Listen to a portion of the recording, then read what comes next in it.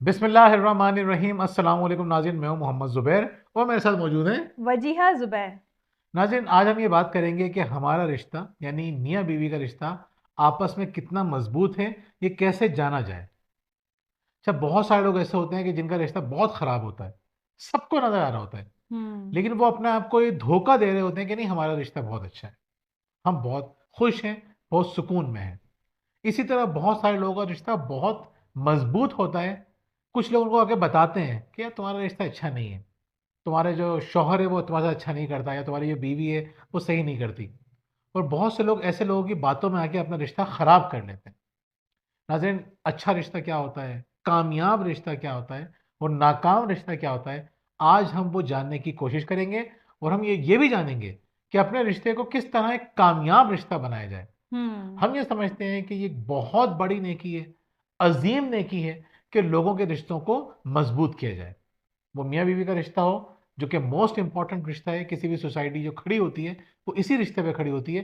Unit जो बिल्कुल। है, घर है, फैमिली है, वो इसी के ऊपर खड़ी हुई है कि मियाँ बीवी का रिश्ता कितना मजबूत है। तो हम कोशिश करेंगे कि आपको पहले तो ये बताएं कामयाब और नाकाम रिश्ते में क्या फ़र्क है, और साथ साथ हम ये भी बताएं कि अपने रिश्ते को कामयाब बना कैसे सकते हैं। बड़ी मज़ेदार किस्म की टिप्स हम आपको देंगे। तो वजिया, कहाँ से शुरू करेंगे आप? शुरू हम करेंगे ताकि नाज़रीन को पता चले टॉपिक है क्या असल में। हम्म, तो टॉपिक आज का है हमारा, आपकी शादी कितनी कामयाब है। इस बात को आप जान सकते हैं 3 आसान तरीकों से। बेहतरीन। यानी हम सिर्फ 3 तरीके बताएंगे जिसकी मदद से आप समझ सकते हैं कि आपकी शादी कितनी कामयाब है। ये दरिया को कूजे में समो लेती हैं। मुझे इतनी लंबी लंबी तकरीरें करनी पड़ती हैं और ये आराम से चंद जुमलों में पूरी बात कह जाती हैं। तो फिर हम आते हैं टॉपिक की तरफ। तरीकों में से पहला तरीका क्या है? अपने जज्बात का इजहार बेखौफी के साथ। हम्म। नाज़रीन, अगर आपसे सवाल किया जाए कि नाकाम शादीशुदा ज़िंदगी की सबसे बड़ी वजह क्या है, या आपके नज़दीक क्या वजह ऐसी है जिससे शादी कामयाब नहीं होती, तो आपका क्या जवाब होगा? अपनी राय का इजहार आप कमेंट्स में कर सकते हैं। हम्म। लेकिन हमारे नज़दीक क्या वजह है जो हमें लगती है कि शादीशुदा ज़िंदगी को नाकाम करती है? एक बड़ी वजह हमारे नज़दीक है जज्बात का इजहार ना करना, या मुनासिब अल्फाज में इजहार ना करना। यस। यानी हमें दो खतरनाक चीजें नजर आती हैं कि बहुत से लोग कहते हैं कि हमारा रिश्ता बहुत अच्छा है, लेकिन हम्म। एक दूसरे से बात करते हुए डर रहे होते हैं। बिल्कुल। बाज जगह पे मियाँ डर रहे होते हैं अपनी बीवी से बहुत सारी बातें करते हुए, बहुत सारे खौफ होते हैं उनको। और बहुत सारी जगहों पे बीवियां डर रही होती हैं, बीवियां ज्यादा डरती हैं कि वो अपने जज्बात का इजहार ही नहीं कर पाती। अपने जज्बात का इजहार करना बहुत ज़रूरी है। जो लोग खौफ की वजह से अपने जज्बात का इजहार नहीं करते, वो एक अच्छी भरपूर ज़िंदगी नहीं गुजारते। बिल्कुल। अब सोचिए ना, मैं अपनी बीवी से बहुत कुछ कहना चाहता हूँ और इसका आगे चल के और जिक्र होगा, लेकिन मैं वो जज्बात, वो एहसासात, वो फीलिंग्स मैं अपने अंदर दबा के रखूँ, मैं किस तरह खुश रह सकता हूँ, किस तरह हल्का फुल्का महसूस कर सकता हूँ। बिल्कुल ऐसा ही है। इसी तरह मेरी बीवी मुझसे बहुत कुछ कहना चाहती है, हम्म। लेकिन कोई खौफ है कि अगर मैंने कह दिया तो मुझे बहुत कुछ सुनना पड़ सकता है। नाज़रीन, खतरनाक है ये रिश्ता कामयाब नहीं है, इस रिश्ते में खराबियां हैं।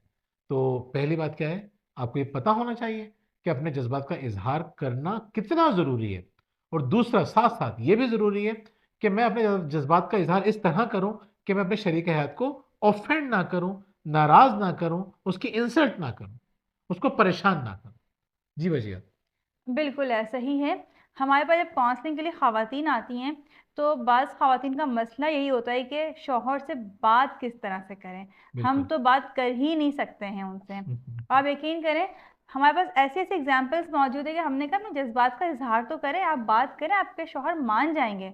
और वाकई में उनके शौहर मान जाते हैं। इसकी हम्म। बहुत अच्छे एग्जाम्पल जुबैर के पास मौजूद है, ये आपको ये बताएंगे बिल्कुल अभी। रिसेंट एग्जाम्पल है। खातून मुझसे कहने लगी कि मुझे एक छोटा मोटा काम करना है और मुझे अपने हस्बैंड से जो है वो 300 यूरोस चाहिए, तो वो देंगे ही नहीं।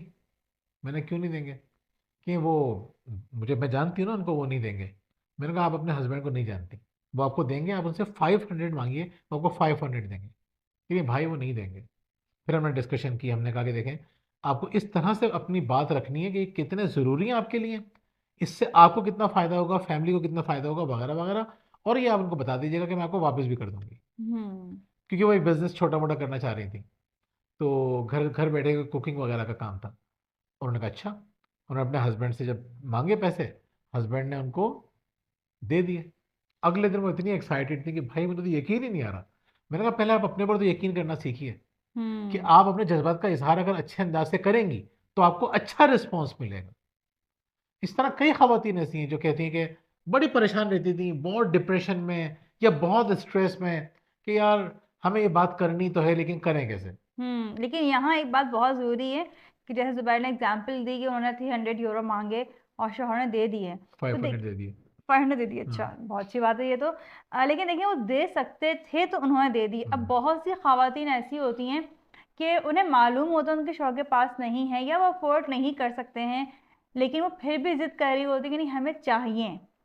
तो फिर यहाँ पे चीज़ जो है वो थोड़ी गलत हो जाती है। बिल्कुल सही कह रही है। यानी आपको ये बात पता होना चाहिए कि वही बात होगी ना कि ऑफेंड किए बगैर। यानी अगर हम्म। मिसाल के तौर पर मेरे पास एक चीज़ नहीं है और ये मुझसे मांग रही है, तो मैं ऑफेंड ही होऊंगा ना, मुझे गुस्सा ही हो आएगा ना, मैं नाराज़ ही होऊंगा ना। तो आपको ये पता होना चाहिए कि जिससे आप बात कर रहे हैं उसको ऑफेंड नहीं करना आपको। बिल्कुल आपने सही कहा। और इसमें सबसे अहम बात यह है कि अगर आपका शरीक हयात आपको किसी किस्म का फीडबैक दे रहा है, फीडबैक से मुराद यही है कि वो अपने जज्बात का इजहार कर रहा है और आप डिफेंसिव हो जाती हैं कि नहीं ऐसा तो नहीं है, मैं इससे तो नहीं करती हूँ, मैं तो इसलिए करती हूँ, या मैं इसलिए नहीं करता, मैं तो इस वजह से ये काम करता हूँ। तो आपके हम्म। ताल्लुकात ख़राब होंगे। आपके शरीक हयात को अपने जज्बात का इजहार करने में या फीडबैक देने में प्रॉब्लम होगी, वो इजहार ही नहीं करेगा आपसे।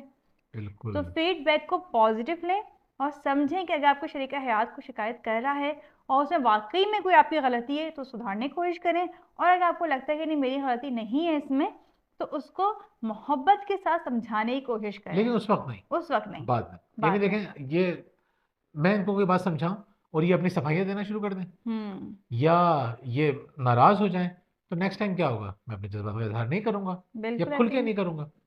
तो इम्पोर्टेंट बात ये है कि अपने रिश्ते को जानिए।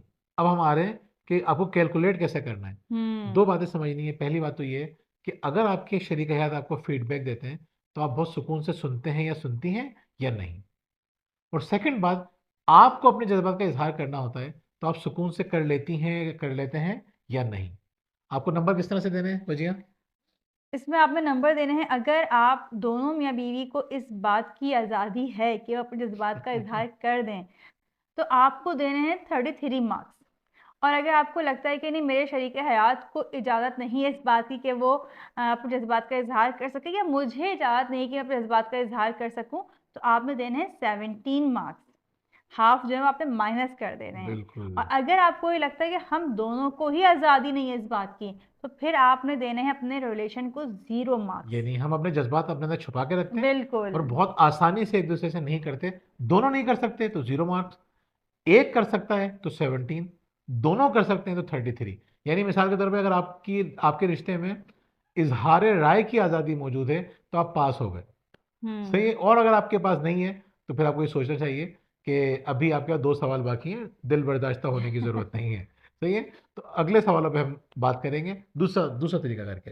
दूसरा तरीका ये है कि आप जानने की कोशिश करें क्या आपके शरीक हयात की दिन ब दिन ग्रोथ हो रही है आपकी वजह से। यानी हम्म। हम देखते हैं कि मर्द कहते हैं कि तुम तो शादी के पहले दिन से ही ऐसी हो, कोई बहती तुम्हारे अंदर नहीं आई है, तुम जिस तरह की पहले थी आज भी वैसे ही हो, कोई मेरी बात नहीं समझती हो। या हम खवातीन को देखते हैं कि वो कहती हैं कि भाई ये जिस तरह के बेवकूफ़ शादी के पहले दिन थे ना, आज तक वैसे ही बेवकूफ़ हैं, कोई अकल नहीं आई है इनको, वैसे ही लोगों से धोखा खाते रहते हैं और वैसे ही इनका मिजाज है। तो बिल्कुल। देखिए हम करते क्या है, हम ये तो कह रहे होते हैं कि कोई बेहतरी नहीं आई, लेकिन हम ये नहीं समझते हैं कि अगर हमारे शरीक हयात की ग्रोथ नहीं हुई है तो उससे ज़्यादा हम जिम्मेदार हैं बिल्कुल। कि हमने क्यों नहीं उसकी ग्रोथ की। ये हकीकत बात है कि जब हमारी शादी हुई तो शादी उस दौरान भी मैं ट्रेनिंग करवाया करता था। तो कुछ अरसे 2-3 साल गुजरने के बाद मैंने इनसे एक दफ़ा कहा कि यार मुझे कभी कभी ये फील होता है कि मैं इतने लोगों को मोटिवेट कर लेता हूँ, स्टूडेंट्स को भी, प्रोफेशनल्स को भी, लेकिन मुझे दुख होता है, एक कसक है मेरे अंदर कि मैं अपनी बीवी को मोटिवेट नहीं कर सका बहुत सारे कामों के लिए। तो ये बड़ी समझदार हो गई थी। तो उन्होंने क्या जवाब दिया, ये कहने लगी कि नहीं, ऐसा नहीं है। आप देखें जब हमारी शादी हुई थी तो मैं ये गलतियां करती थी, मुझे इस बात का नहीं पता था, मैं इस तरह से बात नहीं कर सकती थी। इन 3 सालों के अंदर मैंने बहुत ग्रो किया है, आपकी मेहनत जाया नहीं जाहिर सी हुई। बात थी, छोटी थी तो गलतियां करती थी। हाँ, उनकी शादी कम उम्र में होती है। इनकी शादी हुई थी 19, जब ये 19 साल की थी। सही है। बहुत सारी लड़कियां जो है वो 30 साल में भी समझदार नहीं होती, बहुत सी जो है वो 17-18 साल में भी समझदार हो जाती हैं। कम उम्र उम्र थी हैं इनके हिसाब से, इनके तो हिसाब से। फिर 19 साल की उम्र में भी ये मतलब समझदार थी, लेकिन इतनी समझदार नहीं थी। कहने का मकसद ये है कि जब इन्होंने मुझे एहसास दिलाया कि नहीं मैं ग्रो कर रही हूँ, मैं तरक्की कर रही हूँ, मुझे बहुत खुशी हुई। मैंने एहसास किया कि हाँ वाकई में इसने बहुत तरक्की की है। वो 3 साल की बात थी, अब तो हमारी शादी को 15 साल होने वाले हैं। इसी अगले महीने हो जाएंगे इंशाल्लाह।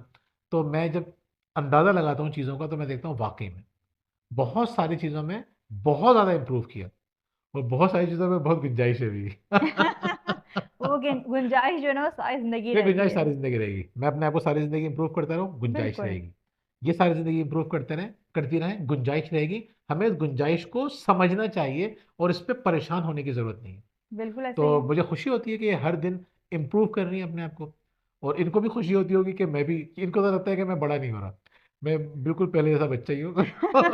हाँ, अभी कुछ दिन पहले जुबैर कह रहे थे कि तुम वक्त के साथ साथ तुम्हें क्या लगा, तुम मेच्योर हुई हो। मैं कह नहीं, मुझे लगता है कि मैं तो मेच्योर हुई हूँ वक्त के साथ साथ, लेकिन आप मेच्योर नहीं हो रहे हैं, वैसे ही बच्चे के बच्चे ही हैं। तो कहने लगे कि मुझे मेच्योर होना भी नहीं है, तुम क्यों पीछे पड़ी हुई हो कि मैं बड़ा हो जाऊं। सारे पूरे घर वाले मिलके इस चक्कर में लगे रहते हैं मैं बड़ा हो जाऊं। अब मैं बच्चों के साथ खेल रहा होता हूँ, अब स्लाइडिंग कर रहा हूँ, या उनके साथ पीछे भाग रहा नहीं, हूँ। आप सोचे यहाँ पे एबटाबाद में शिमला हिले, वहां हम गए तो वहां जाके बच्चों का स्लाइड कर रही है। नहीं, मैं कराची में भी हम जाते थे, TDF वगैरह, साइंस सेंटर। जब वहां तो मेरे वहाँ जा, साथ नहीं गए वहाँ ना मैं आप। हाथी के साथ गया था, तो वहाँ हम दोनों ने बहुत स्लाइड किया था। देखें तो जरा, देखें अब बड़े कैसे होंगे। तो बहुत सारे एरिया में आपको बच्चा रहना चाहिए, और बहुत सारे एरिया में आपको ग्रो करना चाहिए। बिल्कुल। खासतौर पर जहाँ जहन की बात हो वहाँ आपको ग्रो करना चाहिए, जहाँ रूह की बात हो वहाँ आपको ग्रो करना चाहिए। ऐसा ही है। अगर आपको लगता है कि आप दोनों एक दूसरे को हेल्प करते हैं उसकी ग्रोथ में, तो फिर आपने देने हैं अपने कपल को 34 मार्क्स। हम्म। 34 मार्क्स देंगे आप। और अगर आपको लगता है कि नहीं, मेरे शरीक हयात जो है उसने मेरी ग्रोथ पे कोई काम नहीं किया, या आपको लगता है कि मैंने काम नहीं किया, तो फिर आपने देने हैं 18 मार्क्स। 17। 17। मैं फिर गलती कर गई। 17, इनका मैथ बड़ा खराब है। इनका मैथ खराब है, उर्दू वीक है और इंग्लिश कमजोर है। देखें जरा। तो तो इनको अगर मिसाल के तौर पे, अगर आपने एक शख्स ने रिश्ते में ग्रो किया है, तो आपको हम्म। देने 17 मार्क्स। अगर एक ने भी ग्रो नहीं किया, अगर आपको लगता है, तो देने 0 मार्क। और अगर दोनों ने ग्रो किया है तो आपको देने 34 मार्क। सही है। 2 सवाल हो गए। अब आते हैं तीसरे सवाल के ऊपर। तीसरा सवाल क्या है? तीसरा सवाल बताती हूँ मैं, लेकिन उसका जो कैलकुलेशन होगी ना वो आप बताइए खुद ही फिर। मैं मेरा मैथ अच्छा है। तीसरा तरीका ये है कि आप अपने शरीक हयात से कैसी मोहब्बत करते हैं। हम्म। यानी अगर मुझसे पूछा जाए, अगर ज़ुबैर मुझसे पूछें कि तुम्हें मुझसे मोहब्बत है, और मैं कहूँ हाँ है भाई, और किस तरह से मोहब्बत का इजहार करती हो, कैसे मोहब्बत करती हो, तो मैं कहूँ कि मैं तो आपकी हर चीज़ का ख्याल रखती हूँ। आपके खाने पीने का, आपके सोने जागने का, आपके कपड़ों का, हर चीज़ का ख्याल रखती हूँ। और ये मुस्कुराएं और कहें कि तुम तो मुझसे मोहब्बत का इजहार करती नहीं हो, तुम तो सारा दिन इन्हीं कामों में लगी रहती हो, मुझे इसकी ज़रूरत ही नहीं है। मैं हम्म। चाहता हूँ तुम मेरे साथ बाहर जाओ, घूमो, या बैठ के मुझसे बातें करो, या मेरे मुझसे वीडियो डिस्कस करो। तुम तो ये काम करती नहीं हो। तो हम्म। इसका क्या मतलब हुआ कि मैं मोहब्बत का इजहार या मोहब्बत नहीं कर सकती उनसे उस तरह से जिस तरह ये मुझसे चाहते हैं। मैं ऐसी मोहब्बत करता हूँ, तुम कैसी मोहब्बत करती हो? या अगर मैं इनसे पूछूं कि भाई आप मुझसे कैसी मोहब्बत करते हैं, और ये कहें कि भाई मुझे पता है कि तुम्हें किस तरह मोहब्बत करनी है, तुम शॉपिंग से खुश होती हो, मैं तुम्हें 2-4 सूट ला दूं तुम खुश हो जाती हो। मैं कहूँ कि शॉपिंग का तो मुझे शौक ही नहीं है, शॉपिंग तो मैं इस तरह करना चाहती नहीं हूँ, मैं चाहती हूँ मैं घूमूं फिरूं आपके साथ, बाहर जाऊं। तो आप फिर मुझसे किस तरह से मोहब्बत करते हैं? मैं तो आपके इस मोहब्बत से खुश ही नहीं होती हूँ, आपके इस अंदाज से खुश नहीं होती हूँ। तो देखें, असल बात यह है कि हमें ये पता होना चाहिए कि हम्म। सामने वाले की बेसिक नीड क्या है, इसको हम बिल्कुल। कहते हैं वैल्यूज क्या है। हम देखते हैं ना कि खवातीन, आपकी बात काट रही हूँ। नहीं, वो तो हमेशा काटती है कि नहीं, ये मेरे लिए कोई नई बात नहीं है। नहीं, हम देखते हैं ना, खवातीन कहती हैं कि हम हर हर चीज़ का ख्याल रखते हैं शौहर का, वो फिर भी खुश नहीं होते हैं। बल्कि ये खातून ने तो हद कर दी, कहने लगी कि ना, मेरे शौहर कहते हैं, अब देखें कैसी बातें करते हैं मेरे शौहर, वो कहते हैं मैं घर आऊँ ना तुम किसी काम में ना लगी हुई हो, बच्चों को भी किसी काम में एंगेज ना रखो, सब बैठ जाओ मेरे पास। कहने लगे भाई बताएं ज़रा, हम सब काम काज छोड़ कर इनके पास बैठ जाएं क्या। वो दिन भर फारिग रहती है वो खातून। यानी इतना टाइम होता है कि जो कुकिंग का काम है और बच्चों का काम है वो वक्त से पहले करते हैं। वो शाम में हम्म। आते हैं, 6 बजे आते हैं घर पे। तो आप उससे पहले कर सकती हैं, आप हाउस वाइफ हैं। हमने तो देखा है जो टीचिंग कर रही होती हैं खवातीन, वो भी चीज़ें मैनेज कर लेती हैं। बहुत सारी खवातीन जॉब कर रही होती हैं 6 घंटे 8 घंटे, वो भी मैनेज कर लेती हैं। तो इम्पॉर्टेंट बात ये है कि अगर आपको लगे कि मेरा शरीक है इतनी मोहब्बत करता है, उसके लिए मेरी मौजूदगी इतनी इंपॉर्टेंट है, तो उसको तो आपको तो खुश हो जाना चाहिए। अब अगर आप इसको बर्डन समझेंगे तो ये तो बड़ी ख़राब बात है ना, इससे आपका रिश्ता ख़राब होगा। तो कहने बिल्कुल। का मकसद ये है कि हमें मोहब्बत करनी है सामने वाले की नीड के मुताबिक। यानी हम्म। मेरी क्या ज़रूरत है, हो सकता है मेरी नीड इंटेलेक्चुअल हो, मेरे लिए बहुत सारी चीज़ें इतनी इंपॉर्टेंट ना हो। जैसे मैं बाज़ औक़ात से कहता हूँ कि भाई खाना जो है ना, ऐसा खाना पका लो आज जल्दी पक जाए, बहुत ज़्यादा टाइम ना देना पड़े। मुझे पता है कि इसके बाद इनको बहुत सारे काम करने हैं, मुझे पता है ये बहुत थकी हुई हैं, मुझे पता है सुबह 5:30 बजे की उठी हुई हैं। मेरे लिए इंपॉर्टेंट क्या है, सादा खाना हो लेकिन इनकी रूटीन डिस्टर्ब ना हो, इनका आराम डिस्टर्ब ना हो। तो मैं तो इस तरह की मोहब्बत करना चाहता हूँ। लेकिन ये बोले नहीं, मुझे मेरे लिए मसला नहीं है। तो इम्पॉर्टेंट बात ये है कि हमें पता होना चाहिए कि सामने वाला किस चीज़ से खुश हो रहा है। हम्म। अब मिसाल के तौर पे मैं बच्चों के साथ गुज़ारना वक़्त बहुत पसंद करता हूँ। अच्छा, इसी तरह से मैं इनके साथ वक़्त गुज़ारना भी पसंद करता हूँ। इसी तरह मैं दोस्तों में भी वक़्त गुज़ारना पसंद करता हूँ। इसी तरह मैं किताबें पढ़ना और चीज़ें शेयर करना भी पसंद करता हूँ। लेकिन फ़र्ज़ करें, ये ऐसा माहौल बनाएँ कि मेरा सारा वक़्त बच्चों में कंज़्यूम हो जाए और इनके साथ ही गुज़रना शुरू हो जाए, तो एक वक़्त के बाद मैं इरिटेट होना शुरू हो जाऊँगा। मुझे लाइफ़ में बैलेंस पसंद है। बिल्कुल। अगर मुझे मेरी लाइफ़ में बैलेंस नहीं होगा, तो मेरे लिए डिस्टर्बिंग बात होगी। और अगर ये ऐसा माहौल बनाएँ कि मेरी ज़िंदगी में बैलेंस आ जाए, तो मैं कहूँगा ये तो आइडियल बीवी है मेरी।